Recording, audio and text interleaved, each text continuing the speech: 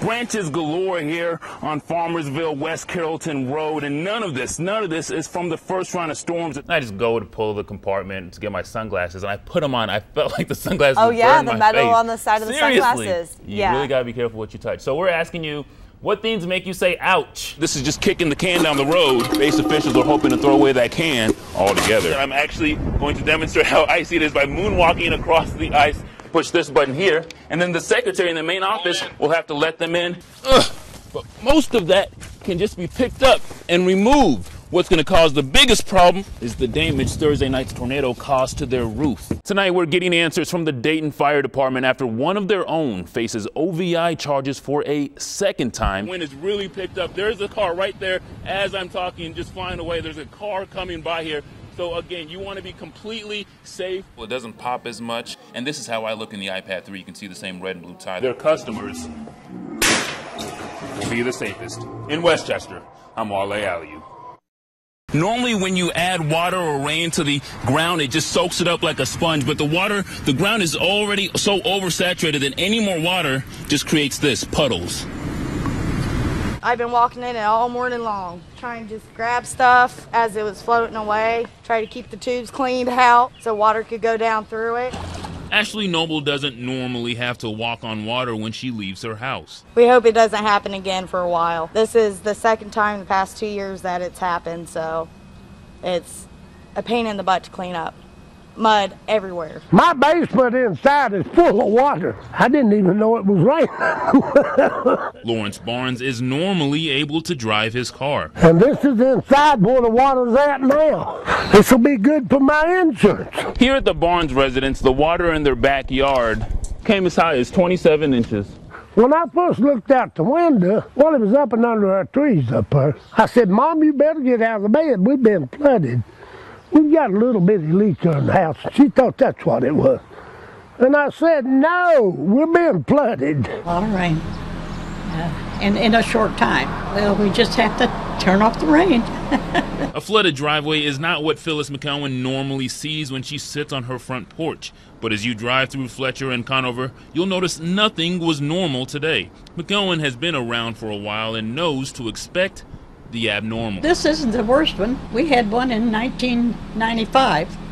That's the worst one, and that got in the house. So while these folks wait for the water to drain and for their town to get back to normalcy, there is just one request. No more rain. The engineers say they've been out here getting all the debris cleaned up from this mad river, and as soon as all the rain is done, they'll be back out here again. For now, that's the very latest here in Clark County. Wale Aliyu, ABC 22 News.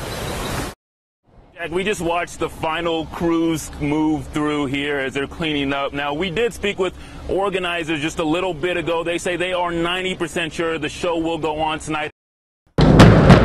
Pitter, patter, pitter, patter. While the drummers and ball players march to the rhythm of the beat, the pitter-patter of the rain swept under their feet. Very wet, very rainy. It's raining, it's freezing.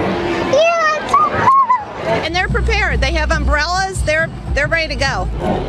Umbrellas and ponchos every which way. Organizers say a little rain wouldn't stop the 75,000 people and 100 volunteers that come out every Independence Day. The turnout's very good. The streets are still lined. I've been very impressed. It beats last year. It was 100 degrees last year. I'd rather have rain under an umbrella than 100 degrees. For as long as I can remember, it's been hot and muggy.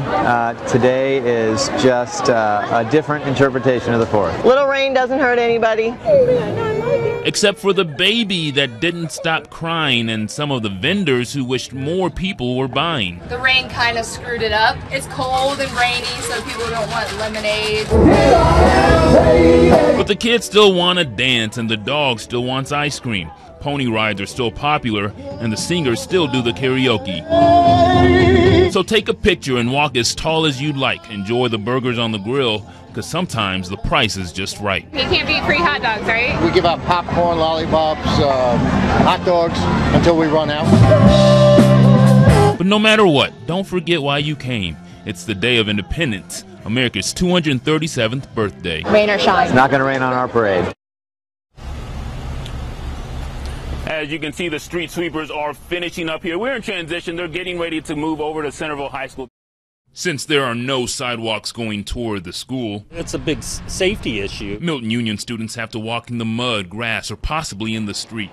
In 2011, the school board applied for new sidewalks for their new school. The money was nearly immediately granted, but they won't get the sidewalk until next spring. 3 years is a long time to wait. Parents think that is too long, so we drove to Columbus to ask ODOT what's the holdup. What we do for this school, for this sidewalk, takes the exact same steps as building a major highway in downtown Dayton. 29 steps to be exact. Once a project is approved, no matter how big or small, ODOT says they have to jump through these hoops set by the federal government. The whole process takes about 2 years. Going in and surveying the area, it's looking at the environmental impact of what these sidewalks will do for that community, and taking a look at designing. There's a right-of-way aspect too, because when you're going into people's yards, that takes some discussion back and forth. So we had to ask, is all this really necessary? My personal opinion doesn't matter. But I will say that when you're looking at something like this, it is unique, unfortunately, that building a sidewalk for kids to get safer to school requires so much federal red tape.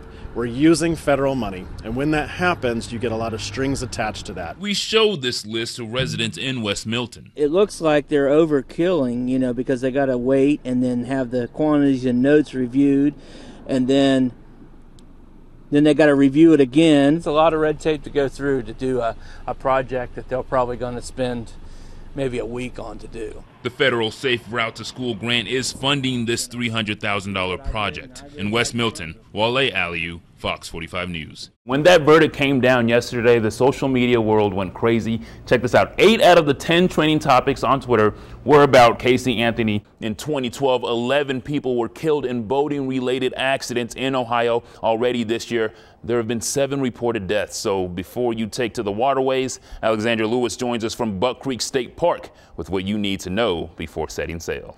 What do I do if my nose itches? You can't itch it. I'm sorry. Oh, look at him. He's so scary.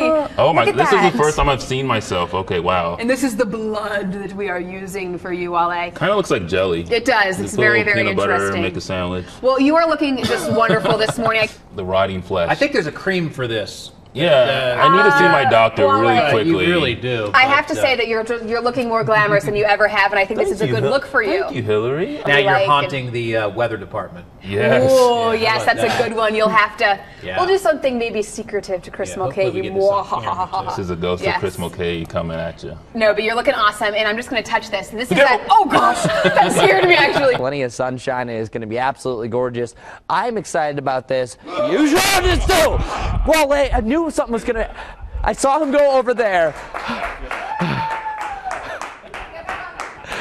I saw him go over there. I was just like, all right, I don't know. He went, huh? Oh my God, I can't even look at him right now. Scared? No, I'm not scared. Oh man. All right, let you get back to weather. She's already rich though, so. I know, but I think this is spinning things bad for him in the public's viewpoint. It is, especially after he was the one who cheated. So what do you think? Should the Terminator be forced to pay up, or should he just say hasta la vista, baby?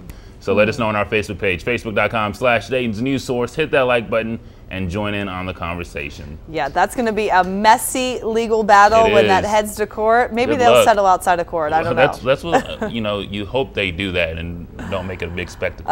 Yeah, they're going to be in the tabloids for quite some time. Yeah.